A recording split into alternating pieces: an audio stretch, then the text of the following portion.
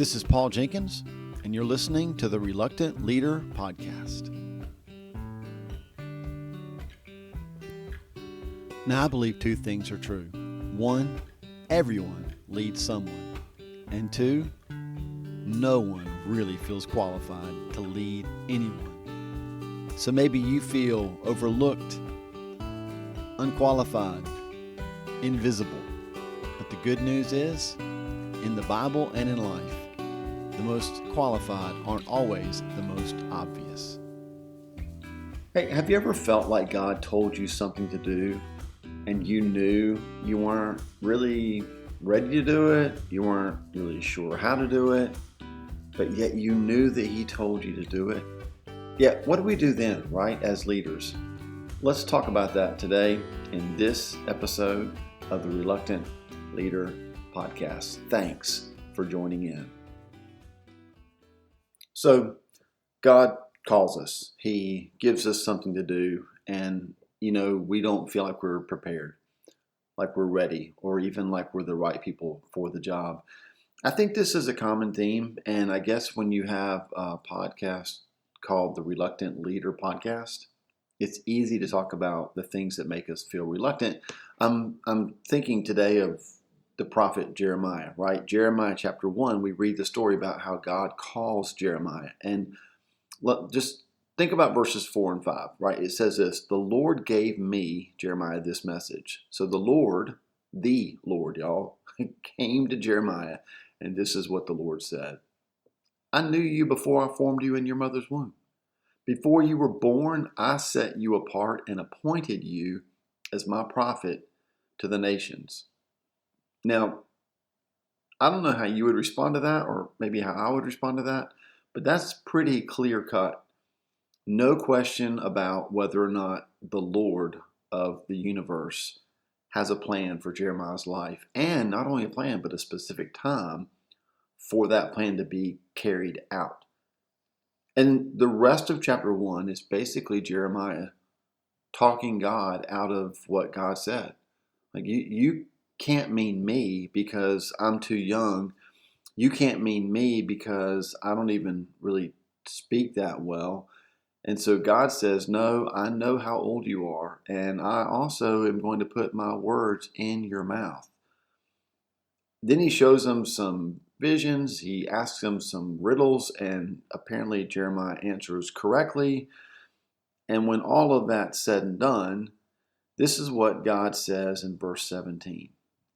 Get up and prepare for action. Go out and tell them everything I tell you to say. Don't be afraid of them. Today I have made you strong. Then he says, you will be like an iron pillar. You will stand against the whole land. The kings, officials, priests, and people of Judah. Listen, we're going to stand against some pretty powerful people. God says they will fight you, but they will fail because I'm with you and I will take care of you. It was the words, get up and prepare, that really got my attention. Probably because I'm doing a couple things this week. One, I watched kind of a teaser for an online course about social media and YouTube. And the guy talked about having really good lights and having really good audio. And this is something I definitely feel to the core of my being because I'm still struggling to make this audio sound like I'm not sitting in a cave, right? And then I watched I got an email from another person on YouTube that I follow for leadership and productivity. And he was celebrating how he just got his 100,000th subscriber on YouTube. And he included a link to his very first YouTube video. And he said, in the email, it's horrible. And I can't believe that I've come this far in 7 years. He now has a podcast with, I think, 500,000 downloads. By the way, this is my 21st episode. And if all goes well, we'll cross 2,000 downloads after this episode premieres. I've just been struck by how little I know and how little I have. I don't mean that in a poverty way. I just mean like sometimes we just have to look at what we do and don't have and say, God, are you sure? Are you sure that I'm and I'm doing what you want me to do? Are you sure that what you said I was going to do is actually what I'm going to do? And now I'm about 4 or 5 chapters into a book called Jesus Revolution, and it's about what happened in the 60s and the 70s, just when masses of people were coming to know Jesus. And as I read this book, I keep thinking, like, I mean, fast forward this book to today, and this is where we are, y'all. We are watching our culture divide into an older generation that is hanging on to what used to be, and a younger generation that is exploring all kinds of things, searching for truth. And if ever there was a time for people to speak out in truth, y'all, it's now. And I feel like the word of the Lord, and I've said this to our church at the gathering, I just feel like there's a shift happening right now. And I know that's a buzzword and everybody uses that word, but I really feel like there's a shift from waiting to doing, right? Even doing as we wait. So Jeremiah in chapter 1, he's not sure that he's ready. He's not sure that he's the right one. God doesn't say, oh, well, in that case, I'll just get somebody else. God says, basically, I called you, so get up and get ready. And can I just tell you that that's what I'm doing? Do I want to have a studio that muffles the sound and takes away the echo and the cave sound? Do I want to do YouTube videos? Man, 100%. And am I going to someday be able to have better quality? Absolutely, I have no doubt about it. But the point here is we can't wait until we have better quality to start doing what God called us to do. And so I'm recording this episode. I'm recording episodes even when I don't have somebody to interview, even though I would much rather bring people to the podcast that I think would bless and encourage you as my listeners. I'd much rather do that. But if I don't have somebody that I can interview, I'm not going to sit around and wait for that to happen. I'm going to continue to ask people, invite people, and then as I'm waiting for them, I'm going to share with you what God is sharing with me, and I pray that it encourages you. We're going to continue to post videos to our YouTube channel because people are being reached, even if it's not the numbers of people that we hope someday will be reached. The point here is everybody's got to start somewhere. And I think what God was saying to Jeremiah was, you think you're starting now because you're going to get up and prepare? No. I started when you were in your mother's womb. That's when I set you apart. That's when I appointed you as a prophet. So now I'm telling you it's time to get up and prepare for action. It didn't mean he was going to go do it right away. And maybe you and I won't do right away what we feel like God's calling us to do. But it does mean that right now, today, where you are, where I am, we can do two things. We can get up. We can get up from our chairs. We can take a step forward. We can do something. Let's just make this really practical. I've been thinking about running because I run, and I'm getting close to running my 13,000th mile. I didn't start running until I was, I think, like 41 or 42-ish. Somewhere around there. I don't even know. But I started running late in life, but like I've almost run 13,000 miles. When I look back at my running log, and I've kept one from the day I started, man, that first run, I literally got I got out on the road. I ran for like 30 seconds. I walked a minute, and I just repeated that until I'd done 20 minutes. I didn't have a watch to track my progress.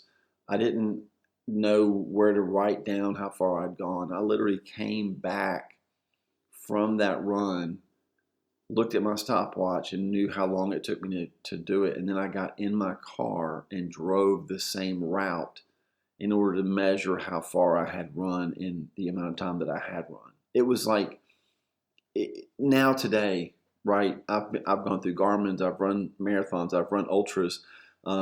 I've done things that I just get up in the morning now. I just put my shoes on. I put my Apple Watch on. I hit a button. It starts. It's so much easier now. But I'm telling you, I wouldn't be doing this now if I hadn't started the way I started then.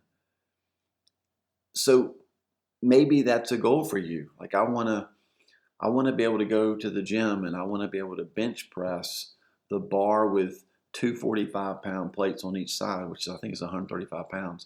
I want to be able to bench press that, but I can't even do the bar. Well, then today you need to go to the gym and you need to do less than the bar a number of times as you build up your endurance and your strength so that you can someday do 135 pounds. The point is, we're not going to get to where we want to be if we don't start now where we are. So whatever get up looks like for you, I'm just encouraging you, get up. And then prepare. What does it look like for you to prepare? Here's what I'm doing. I've got the equipment list for all the things that I think I would like to have in order to take this podcast and YouTube channel to the next level so that I can produce content that can reach the masses that may never come to my church. They may never hear me preach a message, but they will tune into a podcast about reluctance and leadership and purpose. They will go to a church YouTube channel and watch videos that address the questions that they have about sexuality, about gender, about identity. They'll do those things, right? They'll tune into that. And can I buy all that stuff? No, I can't. Not right now, but can I make a list? Can I prepare for action? Absolutely. I can make a list of things that I know that I will need. And I think that's what God's asking us to do. What would it look like if you had all the resources, all the tools that you felt like you needed to do what God's called you to do? If you can't get all those things right now, man, make a list. Begin to prepare. Will you need to know the Word of God in order to share and proclaim it? 100%. If you don't feel like you know the Word of God, you can't read the whole Bible in one day, but you could start taking 30 minutes a day, 15 minutes a day, 10 minutes a day. You could start reading the book of John, one chapter a day. You'd be done in 3 weeks. Start somewhere and prepare for action. What will I need to accomplish what God's called me to do? And how can I start today preparing for that call? He said to Jeremiah, get up and prepare. And then go out and tell. Tell them what? Everything I tell you to say. Right? So we're not even preparing a message. What we're doing is we're preparing our hearts, our spiritual ears to hear what He says. And then we're simply preparing our ears to hear what He says. And we're preparing our hearts to be courageous, to speak clearly what we've heard Him tell us to say. So let's do that, right? Let's do that. And as we do it along the way, let's celebrate the milestones. I'm going to be sitting on a beach, taking a mini vacation with the B99 with Wendy.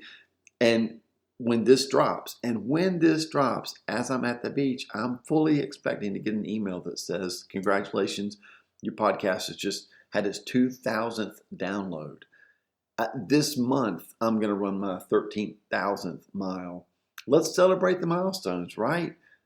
But as we celebrate, let's do that knowing that we're preparing ourselves to be the vessel that God can use when He's ready to elevate us to a greater platform.